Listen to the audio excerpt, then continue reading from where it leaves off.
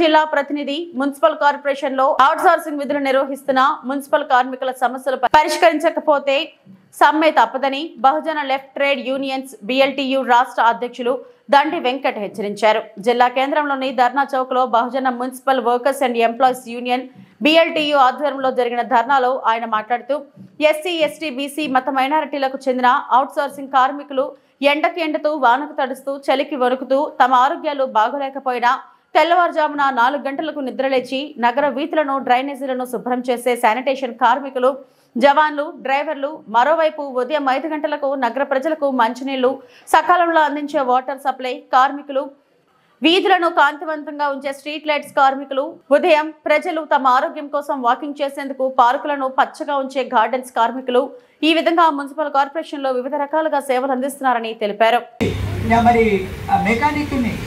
ఒకవేళ వీళ్ళకి నియమించడం చేత కాకపోతే ఎవరినన్నా మరి టెండర్ వేసి అన్న వాళ్ళకి ఇవ్వాలి. ఇక్కడ మన కార్మికులు అన్నీ కూడా వర్క్ చేసుకుంటారు. ఇది రెండవది, బండ్లు పాత బండ్లు అయిపోయినాయి, దాదాపు ఆ బండ్లన్నీ పనికిరావు. ఆ పాత బండ్లని మళ్ళీ నడుపుతూ ఉన్నారు. ఇవాళ వాళ్ళకి టెక్నికల్ మరి వింగ్ కూడా చెప్పింది బండ్లు నడపొద్దని. ఇవన్నీ సమస్యలు ఉన్నాయి. ఇవన్నిటి మీద కూడా డ్రైవర్లందరూ ఖచ్చితంగా నిలబడి కొట్లాడాలి. అదేవిధంగా జవాన్లు, ఇవాళ జవాన్లకు సంబంధించిన సమస్యలు కూడా కనీస వేతనము 19,500 ఇవ్వాలని చెప్పేసి అన్ని మున్సిపాలిటీలలో ఉంది. ఇవాళ మనం కామారెడ్డిలో చూస్తే ఇంకా మనం 19,500 కానీ ఉన్నాం. కామారెడ్డిలో 20,500 ఇస్తూ ఉన్నారు. చిన్న మున్సిపాలిటీ, ఇది కార్పొరేషన్.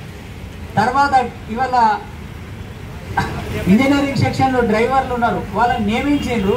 వాళ్ళకి ఏమంటారు, మున్సిపాలిటీ మన లేబర్ కోర్టులో కేసు వేసినాం, సంవత్సరం నుంచి కొట్లాడుతున్నాం. వాళ్ళని ఏమంటారు, మేము లేబర్గా తీసుకున్నాం. మరి లేబర్గా తీసుకుంటే డ్రైవర్ పని ఎందుకు చేపిస్తామంటే వీళ్ళ దగ్గర సమాధానం లేదు. అట్లాగే మరి వాటర్ సప్లై కార్మికులకు కూడా వీళ్ళందరూ కూడా టెక్నిక్ ఫీల్డ్ వీళ్ళంతా కూడా. ఎందుకంటే మనం ఉదాహరణకి మనం ఒక పని చేయించుకోవాలంటే, వర్కర్ కావాలంటే బిల్డింగ్ కట్టే కార్మికుడికి, తర్వాత ఎలివేషన్ చేసే కార్మికుడికి, మేస్త్రికి, మరి ప్లంబర్కు, వీళ్ళందరికీ 3 రకాలు ఉంటుంది. ప్లంబర్కి ఎక్కువ మనము ఫీల్ చేస్తారు మనకి. కాబట్టి వాటర్ సప్లైలో పనిచేసే వాళ్ళందరూ కూడా ప్లంబింగ్ వచ్చిన వాళ్ళు 20 ఏళ్ళు, 30 ఏళ్ళు, 10 ఏళ్ళు అందులో ఫిట్టర్గా, అందులో టెక్నీషియన్స్గా ఉన్నారు. అట్లాగే స్ట్రీట్ లైట్స్ వర్కర్కి కూడా 19,500 ఉంది. వాళ్ళకు కూడా కటింగ్ పేర్ ఉండదు, వాళ్ళకు కూడా చేతులకు గ్లౌజులు ఉండవు, వాళ్ళకి షూ ఉండదు. ఇప్పుడు వాటర్ సప్లైలో పనిచేసే వాళ్ళు ఫిల్టర్ బెడ్లో పనిచేస్తారు. ఫిల్టర్ బెడ్లో పనిచేస్తే మనం బయట పని ఏదన్నా చేయవచ్చు. నేను నిన్న పోయిన ఫిల్టర్ బెడ్ని సందర్శించి అలా పోతే మనకి ఏం అర్థం కాదు. ఇన్ని లక్షల మందికి నీళ్ళు తాగిపిస్తున్నారు వాళ్ళు. అందులో గవర్నమెంట్ కూడా 43 మంది 34 మంది ఫిల్టర్ బెడ్స్ ఆపరేటర్స్ అని పెట్టిండ్రు. అంటే ఆపరేటర్ కూడా జీతం ఎక్కువ ఇవ్వాలి కదా. అంటే ఇవంతా మున్సిపాలిటీలో అందరినీ లేబర్గా నెట్టేసారు. కాబట్టి ఇంకోటి మీ అందరి గుర్తుపెట్టి, మనం 19,500 అని డ్రైవర్లు అనుకుంటున్నారు కదా, అది గొప్ప ఉద్యోగం, అది గొప్ప కాదు. వీళ్ళు ఇచ్చేది మున్సిపాలిటీలో ఆదాయాన్ని బట్టి 100 రూపాయల ఆదాయం వస్తే 40 రూపాయలు ఖర్చు పెట్టుకోవచ్చని మనకి మున్సిపల్ యాక్ట్ చెప్తా ఉంది, చట్టం చెప్తా ఉంది. ఇక్కడ ఉన్నటువంటి మున్సిపల్ అధికారులు ఏం చేస్తారంటే కోట్ల రూపాయలు వసూలు చేస్తున్నారు. వీళ్ళు కాంట్రాక్టర్లకు ఇచ్చేస్తుంటారు బిల్లులు, ఎందుకంటే వీళ్ళకి పర్సెంటేజ్లు వస్తాయి. కాబట్టి ఇంతకంటే ఎందుకంటే నేను ఎందుకు మాట్లాడుతుంటే మీరు అందరూ తెలుసుకోవాలి. మీరు మొత్తం మున్సిపల్ కార్మికులే కాదు, మీరు ఈ నిజామాబాద్ నగర ప్రజలు. మీరు కూడా ఇల్లు ట్యాక్స్ కడుతున్నారు, మీరు కూడా నగర ట్యాక్స్ కడుతున్నారు, మీరు కూడా రోడ్డు ట్యాక్స్ కడుతున్నారు, మీరు కూడా కరెంటు వీధి లైట్ల ట్యాక్స్ కడుతున్నారు. ఆ ట్యాక్స్ కడుతూ ప్రజలందరితో ట్యాక్స్ కడుతూ మీరు మున్సిపాలిటీకి సేవ చేస్తున్నందుకు మీకు జీతాలు ఇస్తున్నారు. కాబట్టి మన డబ్బులు రూపాయి జమ చేసిన డబ్బులన్నీ దొంగల పాలవుతున్నాయి. కాబట్టి ఆ డబ్బులన్నింటినీ కూడా సద్వినియోగం చేయాలి. ఇంకొకటి, తెలంగాణ గవర్నమెంట్ ఇంతకుముందు ఉన్న గవర్నమెంట్ ఒక జీవో ఇచ్చింది, జీవో నెంబరు 52. ఈ జీవోలో ఏం చెప్పిందంటే కార్మికులందరినీ గ్రూపులుగా చేసి 11 నుంచి 20 లోపు గ్రూపులుగా చేసి వాళ్ళందరికీ మరి PF ESI తోని గ్రూపులుగా చేస్తే 40 లక్షల రూపాయలు మిగులుతాయి నిజామాబాద్కు. కానీ ఇక్కడ అధికారులు ఏం చేసి మనం ధర్నా చేసాం, పోయిన మార్చి నెలలో వేయొద్దు అని 4-5 రోజులు ధర్నా చేసిన అధికారులు కాంట్రాక్టర్కి ఇచ్చారు. ఎందుకు ఇచ్చారు మీరు అర్థం చేసుకోవాలి. ఇప్పుడు మనం ఏమంటున్నాం, కార్మికులకు జీతం పెంచున్నాం, ధర్నా చేయలేం. మనం నిజామాబాద్ మున్సిపల్ కార్పొరేషన్కి నెలకి 4 లక్షల రూపాయలు పొదుపు చేయండి. ఈ 40 లక్షల రూపాయలు సంవత్సరానికి మిగిలితే ఒక వార్డుకు 40 లక్షల రూపాయలు ఖర్చు పెడితే అక్కడ వీధి లైట్లు కానీ, పార్కులు కానీ, మంచినీళ్ళ సమస్య కానీ పరిష్కారం చేస్తే కనీసం 40 డివిజన్ల సమస్యలు పరిష్కారం అవుతాయి. మనమేమో కార్మికులుగా ఈ మాట డిమాండ్ చేస్తే ఈ దుర్మార్గులైనటువంటి మున్సిపల్ కార్పొరేషన్ అధికారులు కాంట్రాక్టర్లకు ఇచ్చిండ్రు. ఎందుకు ఇచ్చిండ్రు కాంట్రాక్టర్లకు? వీళ్ళకేం లాభం లేకుండా కాంట్రాక్టర్లకు ఇవ్వరు. ఇందులో ఉన్న ఎవరో దొంగలు ఆ డబ్బులలో వీళ్ళకి నెలకి ఏదో అందుతుంది కాబట్టి కాంట్రాక్టర్లకు ఇచ్చింది. అదేవిధంగా ఇవాళ 30 మందికి జీతాలు వేయలేరు వీళ్ళు.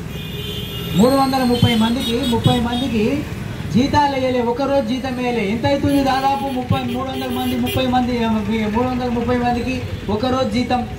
అదేవిధంగా ప్రతి నెల మనోళ్ళు చెప్తా ఉన్నారు కాంట్రాక్టరు ఒక రోజు జీతం తక్కువ వేస్తున్నాడట. ప్రతి నెల ఒక రోజు చూపండి లక్షల రూపాయలు, అట్లా ఒక 3-4 లక్షలు మిగులుతున్నాయి వాడికి కాంట్రాక్టర్కు. వాడికి ఈఎస్ఐ చక్కగా కడతాడు, ఇప్పుడు పిఎఫ్ అంతా హైదరాబాద్లో కడతాడు. మన కార్మికులు కొంతమంది హైదరాబాద్ కాంట్రాక్టర్కి ఇచ్చినందుకు 1 కోటి రూపాయలు రావాలి. మన కార్మికులు చనిపోయిన వాళ్ళ కుటుంబాలకు చనిపోయారు కాబట్టి వాళ్ళకి ఇన్సూరెన్స్ వస్తుంది. హైదరాబాద్ కాంట్రాక్టర్ దగ్గర ఉన్నాయి కాబట్టి కాంట్రాక్టర్ వెళ్ళిపోయాడు. అతను జర మంచోడు కాబట్టి ఇప్పుడున్న కాంట్రాక్టర్ కంటే అతను మన కాంట్రాక్టర్ రాకపోయినా అవన్నీ కూడా కరెక్షన్ చేసి ఆయన కొంత పని చేసి పెడతా ఉన్నాడు. ఇప్పుడున్న కాంట్రాక్టర్ గారు అయితే మీరు కాంట్రాక్ట్ పోతే మనం ఏం పని చేయడు, అప్పుడు మున్సిపాలిటీ చేయాలి ఆ బాధ్యత. కాబట్టి ఇట్లా అనేక సమస్యలు ఈ విధంగా ఉన్నాయి. ఇక మనం మిగతా విషయాలు చూసినప్పుడు ఇవాళ కేంద్రంలో ఉన్న బీజేపీ ప్రభుత్వం కానివ్వండి, తెలంగాణలో ఉన్న కాంగ్రెస్ ప్రభుత్వం కానివ్వండి, ఇవాళ సుప్రీంకోర్టు ఒక తీర్పు ఇచ్చింది ఒక సంవత్సరం క్రితం. ఆ తీర్పు ఏంటంటే మున్సిపల్ కార్మికులకి కనీస వేతనము 26,000 ఇవ్వాలి. కనీస వేతనం 26,000 ఇవ్వాలి. ఈ మున్సిపల్ కార్మికులు విధి నిర్వహణలో మృతి చెందితే 30 లక్షల రూపాయలు ఇవ్వాలని చెప్పేసి సుప్రీంకోర్టు ఇచ్చింది. ఈ దేశంలో కలెక్టర్ కంటే, ముఖ్యమంత్రి కంటే, గవర్నర్ కంటే, ప్రధానమంత్రి కంటే, రాష్ట్రపతి కంటే, అందరికంటే ఎవరు సుప్రీం ఈ దేశానికంటే సుప్రీంకోర్టు. మరి సుప్రీంకోర్టు చెప్పింది వీళ్ళు వినకపోతే వీళ్ళు రాజ్యాంగం మీద ప్రమాణం చేసి ముఖ్యమంత్రి అయిండు, రాజ్యాంగం మీద ప్రమాణం చేసి ప్రధానమంత్రి అయిండు నరేంద్ర మోడీ గారు. మరి వీళ్ళు ఎందుకు సుప్రీంకోర్టుని ధిక్కరించి చేస్తున్నారు? ఇవాళ మీరు మున్సిపల్ కార్మికులు కమిషనర్ గారో లేకపోతే డిప్యూటీ కమిషనర్ గారో ఎంహెచ్ఓ గారో చెప్పింది వినకపోతే ఏమంటాడు? కనీసం మీ ఎస్ఐ గారు చెప్పింది వినకపోతే ఏమంటాడు? ఇవాళ నీ డ్యూటీలోకి తీసుకొని పక్కకు నిలబడి అంటున్నాడు. ఎందుకంటున్నారు అంటే మున్సిపల్ కార్మికులు ఇప్పుడు మున్సిపల్ కార్మికుడైనా జిల్లా కలెక్టర్తో సమానమే, మున్సిపల్ కార్మికుడైనా ప్రభుత్వ ప్రధాన కార్యదర్శితో సమానమే. వాళ్ళకేం కొమ్ములు ఉండవు. ఎందుకంటే వాళ్ళు ఎక్కువ చదువుకున్నారు కాబట్టి, ఐఏఎస్ చదువుకున్నారు కాబట్టి వాళ్ళు పెద్ద ఉద్యోగం ఎక్కువ చదువుకున్నందుకు వాళ్ళకి ఏమి ఇచ్చినారు?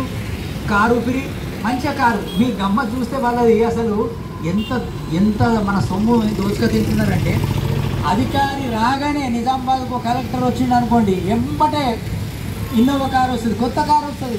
పోయిన కలెక్టర్ అన్ని వాడిన కారు ఎటు పోతుంది? ఎంబటే కొత్త కారు. ఈ కార్లు ఎటు పోతుందో తెలియదు మనకి.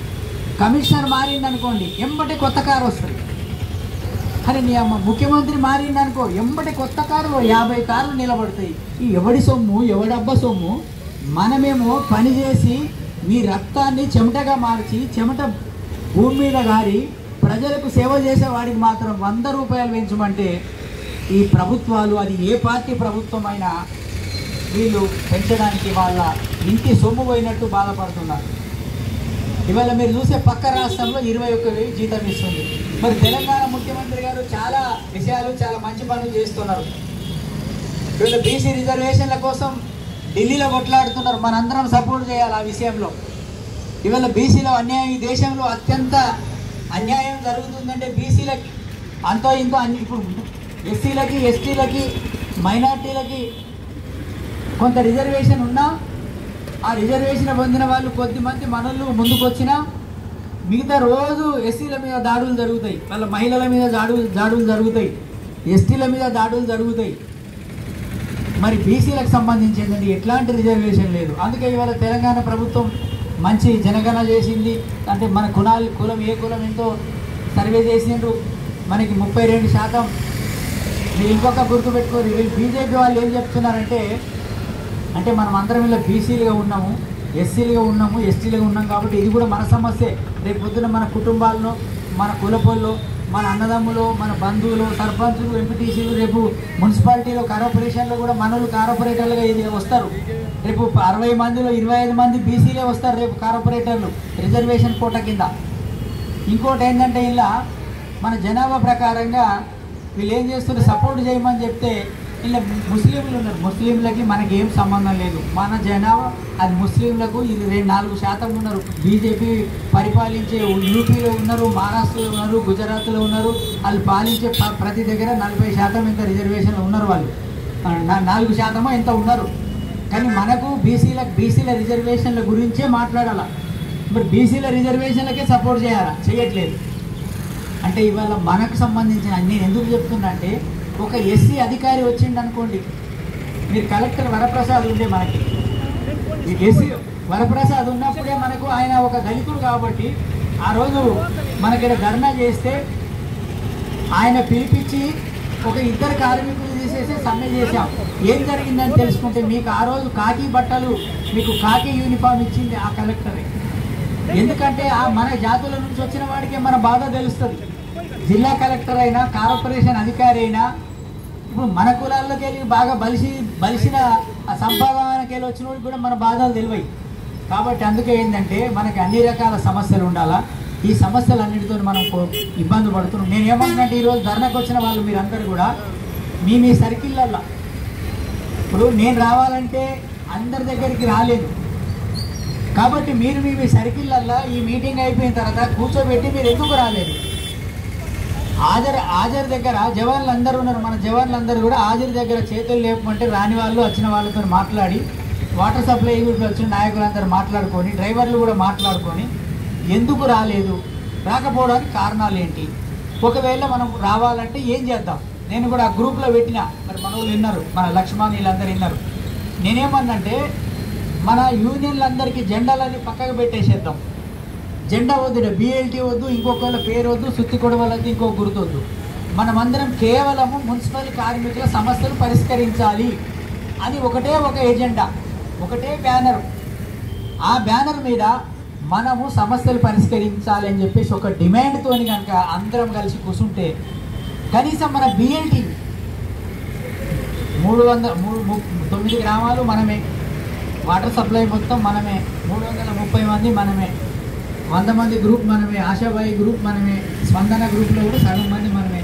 అరే కనీసం మన వాళ్ళు కూడా 4 రోజులు కూర్చున్నాం అనుకోండి, ఇప్పుడు డ్రైవర్లు కూడా మనతో కలిసి వస్తున్నారు, జవాన్లు, మనం 2 రోజులు కూర్చుంటే మున్సిపాలిటీ అంతా కంపు గబ్బులు వేస్తుంది, నీళ్ళన్నీ ఆగిపోతాయి. నేను పోతే మరి తమ్ముడు వచ్చిండో లేదో కానీ నాకు అన్నాడు, లేదా నన్ను ధర్నా అంటాడు, బంద్ పెడదామంటాడు. అంటే బంద్ పెట్టడానికి ఒక పద్ధతి ఉంటుంది. ఇప్పుడు ఎమర్జెన్సీ సర్వీస్ మనం బంద్ పెడితే మన ప్రజల్ని ఇబ్బంది పెట్టద్దు. మన ప్రజలు కూడా మనకి సపోర్ట్ రావాలి అంటే మనం ఇట్లా దశలుగా కార్యక్రమాలు చెప్పాలి మన ప్రజలకు కూడా. ఎందుకంటే ఇది ఎమర్జెన్సీ కాబట్టి నీళ్ళు బంద్ పెట్టినామనుకో ప్రజలు మనల్ని తిట్టుకుంటారు. మన బాధలు ఏందో వాళ్ళకి తెలియదు కదా, మన బాధలు తెలిసినప్పుడు ఆ ప్రజలు కూడా మనకు సపోర్ట్ చేస్తారు. కాబట్టి మనము ఈ విధంగా చేసినప్పుడు కలెక్టర్ గారికి కూడా ఇవాళ మనం ధర్నా చేసి, ఇలా మొదటిసారిగా కలెక్టర్ గారికి కూడా మనం ఒక రిప్రజెంటేషన్ ఇచ్చి, ఒక దరఖాస్తు ఇచ్చి, ఇప్పుడు కమిషనర్ గారు కూడా 1:30 దాకా వస్తాం సార్ అని చెప్పినాం. ఆయన కూడా మాట్లాడి మనము ఒక్కొక్క సంఘం నుంచి ఒక్కొక్కరు ఒక 10 మంది వెళ్ళి అక్కడ ఒక ఆయనతో మాట్లాడి వారం రోజులలో మన సమస్య ఇప్పుడు మనం చెప్పినామనుకో ఆయన అన్నీ చేసేసినట్టు. ఆయన మేము రెయిన్ కోట్లు ఇచ్చేసినామంటారు, ఏడు ఇచ్చేసినట్టే మీకే రావు. ఇవాళ ఆగస్టు, రేపు ఇంకా 2 రోజులు అయితే 4 రోజులు అయితే వర్షాకాలం అయిపోయాయి. వాస్తవానికి వర్షాలు కరెక్ట్ జూన్లో పడితే ఆగస్టుకి అయిపోతాయి, సెప్టెంబర్లో పంటలు చేతికి వస్తాయి, మన వడ్ల కోతకు వస్తాయి. కాబట్టి ఇంకేముంది వర్షాకాలం. కాబట్టి దీని మీద మనం అందరం కూడా మాట్లాడండి, మీరు కూడా మాట్లాడండి మీ సమస్యలు. ఇప్పుడు మన బిఎల్టీయు రాష్ట్ర ప్రధాన కార్యదర్శి సిద్ధిరాములు గారు, అదేవిధంగా మన బహుళజన బీడీ సంఘం రాష్ట్ర అధ్యక్షులు సిద్ధిరాములు గారిని మాట్లాడాల్సి కోరుతున్నాం. మీ అందరికి కూడా జై భీమ్, లాల్ సలాం. జై భీమ్, జై భీమ్, లాల్ సలాం, లాల్ సలాం. బిఎల్టీయు, బిఎల్టీయు. BLTO जिंदाबाद जिंदाबाद जिंदाबाद जिंदाबाद BLTO మున్సిపల్ కార్మికుల ఐక్యత మున్సిపల్ కార్మికుల ఐక్యత మున్సిపల్ కార్మికుల ఐక్యత మున్సిపల్ కార్పొరేషన్లో నిజామాబాద్ జిల్లా కేంద్రంలో పనిచేస్తున్నటువంటి మున్సిపల్ కార్మిక అక్కలకు అన్నలకు